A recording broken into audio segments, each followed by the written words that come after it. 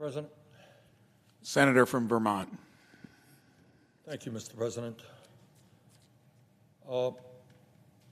President, let me say a few words on the coronavirus relief package that is now being negotiated. In my view, this bill of roughly $900 billion has a number of enormously important provisions in it, which will do a great deal of service and help for the American people. We are talking about funding for vaccine distribution, which is a no-brainer. We've got to get that vaccine out to every state in this country if we're going to finally put an end to this horrific pandemic. We're talking about, in this bill, in this proposal, increased funding for education, health care, child care, nutrition, housing, transportation, and many other very important areas. I agree with all of that. But the problem is that while this proposal addresses some of the major crises facing our country and the families of our country, there is simply not enough money in the proposal to deal with the unprecedented crises that we now face. It is no secret to anybody that right now, at this moment in America, we face the worst set of crises that this country has seen for perhaps 100 years. The pandemic is surging throughout America. More and more people are being diagnosed with the virus. More and more people are ending up in hospital. More and more people are dying. But it is not just the public health crisis that we're addressing. We're dealing with a terrible, terrible economic meltdown where many, many millions of people have lost their jobs. They have lost their health care. People are working, in many cases, for fewer hours. Rather than 40 hours a week, they're working 30 hours a week, less income coming in. So this bill has a lot in it that is good, but given the enormity of the crises that we face, it simply does not go anywhere far enough. Mr. President, as you may well remember, in May, in response to the crisis, the Democratic House passed a HEROES bill calling for $3.4 trillion in new money to address the kind of crises that we are facing. And while that bill did not have everything that I wanted in it, it was a serious, serious step forward in addressing the multitude of crises facing our country. It was a $3.4 trillion bill passed in the House in May. In July, the House came back and said, well, we're not going to spend $3.4 trillion, we're going to reduce it to $2.2 trillion. And they passed what was called a HEROES 2 bill, which called for $2.2 trillion in new money. Again, did not go as far as I would want, but was a very serious effort. And among other things in that bill, as well as the first HEROES bill, there was provision to extend unemployment benefits for another 4 months and provide a $600 supplementary check. And there were provisions in it to provide a $1,200 direct payment to adults and $500 to their children. That was the HEROES 2 bill for $2.2 trillion. Just a few months ago, the Trump administration, represented by Secretary of the Treasury Mnuchin, proposed a $1.8 trillion bill. $1.8 trillion. And today, the bill that is being negotiated calls for all of $348 billion in new money. This is a $900 billion bill, but most of the funding is carried over from the CARES Act. $348 billion in new money. In other words, this is roughly 10% of what Democrats in the House passed in the first HEROES bill. Now, I was a mayor for 8 years. I know a little bit about negotiating. I frankly don't know how you negotiate from $3.4 trillion down to $348 billion. You got 10% of what you originally started with. This is not just numbers. What this is about is whether in this moment of unprecedented crisis, when families are struggling to feed their children, when 500,000 people are sleeping out on the street, when in the midst of this awful pandemic, over 90 million Americans are uninsured or underinsured, can't go to the doctor in the midst of a pandemic when they are sick, at a time when many, many millions of families are worried about getting evicted from their apartments or their homes because they no longer have the income to pay their rent or pay their mortgage. That's the crisis that we are in right now. And unfortunately, this proposal does not address that crisis to the degree that it should. Now, that is the bad news. And my hope, very sincere hope, is that when the Biden administration comes to office in late January, that their very first priority will be to address the deficiencies and the inadequacies in this bill. The American people today, the working class of this country today, is struggling in a way that we have not seen since the Great Depression of the 1930s. People are desperate. I will never forget, in my state, in my community, my neighborhood, a few months ago, Burlington, Vermont, the state shut down a highway, and hundreds of automobiles lined up, one behind each other, in order to get emergency food distributed by the Vermont National Guard in my community.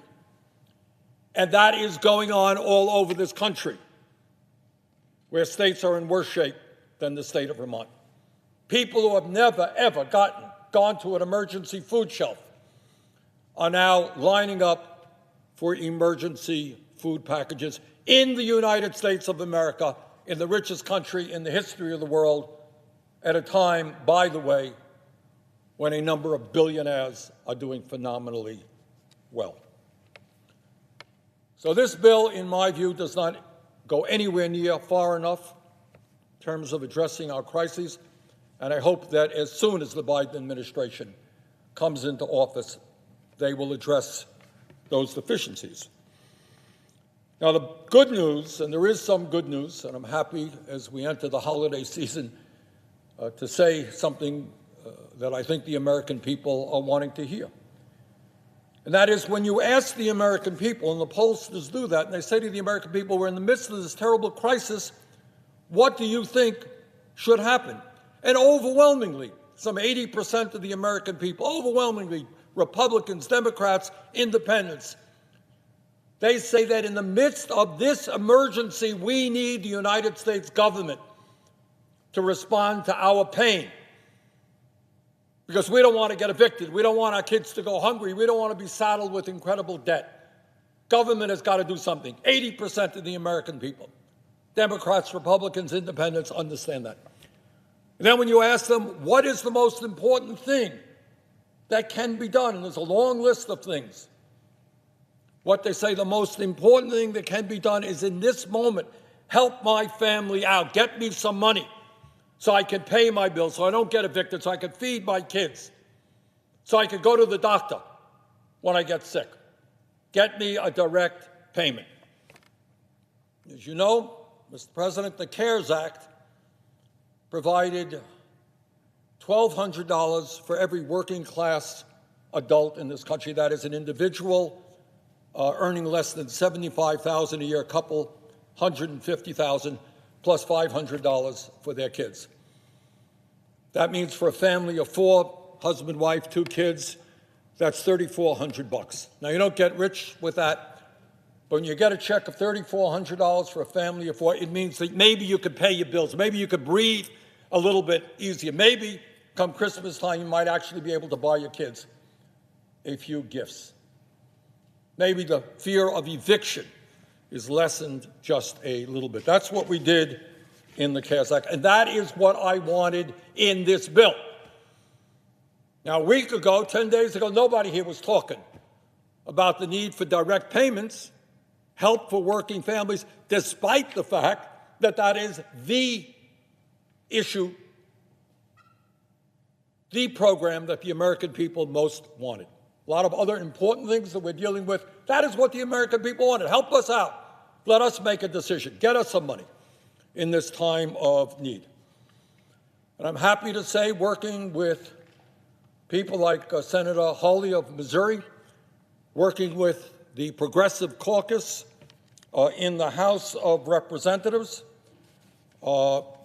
working with Senators Gillibrand and Warren and Merkley, Markey and Wyden, working with Pramila Jayapal and many others in the House, Alexandria Ocasio-Cortez, Rashida Tlaib, Ilhan Omar, Ro Khanna, and many others who have stood up in the House and say, we have got to have direct payments. I'm happy to say that as of now, and we're going to fight for more because this process is not over, the proposal, as I understand it, provides for a direct payment of $600 for every working class adult and $600 for their kids. That means for a family of four, that would be $2,400. That is half of what I wanted, but it is a step forward, and I'm going to do my best to make sure that we come as close to that $1,200 as we possibly can. Mr. President, millions of our people today are living in desperation. Half of our workers are living paycheck to paycheck, while 1 out of 4 American workers today are either unemployed or making a starvation wage of less than $20,000 a year. During the holiday season, over 1/3 of Americans expect to lose income.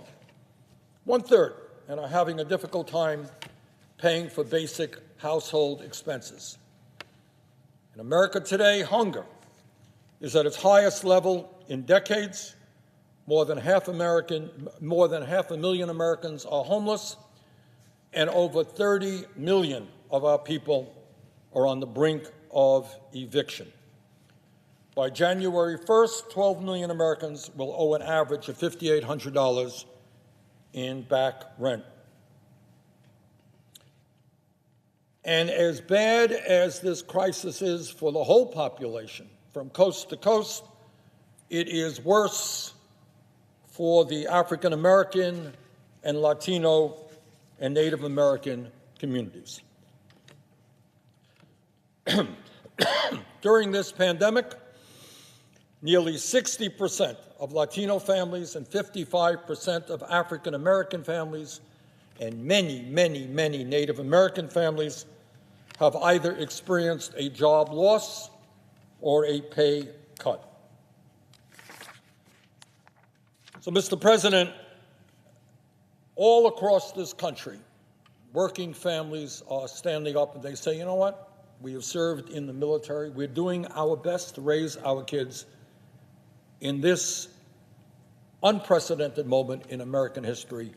We need help. And I want to thank not only my friends in the Congressional Progressive Caucus in the House, Representatives Jayapal, Tlaib, Omar, Ocasio-Cortez, Ro Khanna, and many, many others.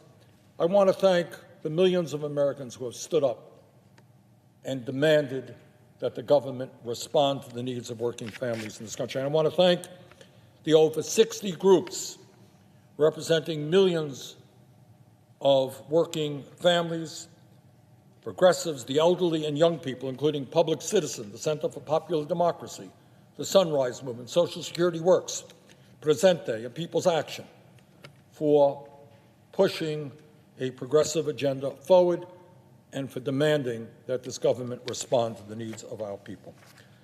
So here we are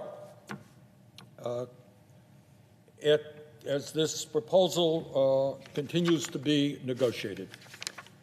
As I said earlier, it is my hope that not only do we make sure that unemployment benefits are extended for another 16 weeks at $300 per week, it is my hope that we can see some light here and get to the $1,200 direct payment that adults in this country desperately need.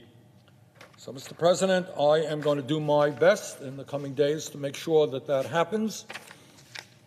And I hope that the American people will join with me to get on the phones, to call up their members of the House, members of the Senate, to say that in this unprecedented moment in American history, government has got to respond to the needs of working families.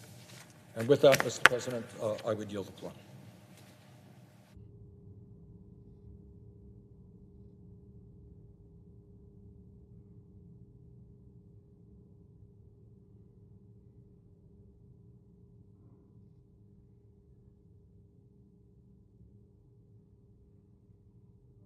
The absence of a quorum.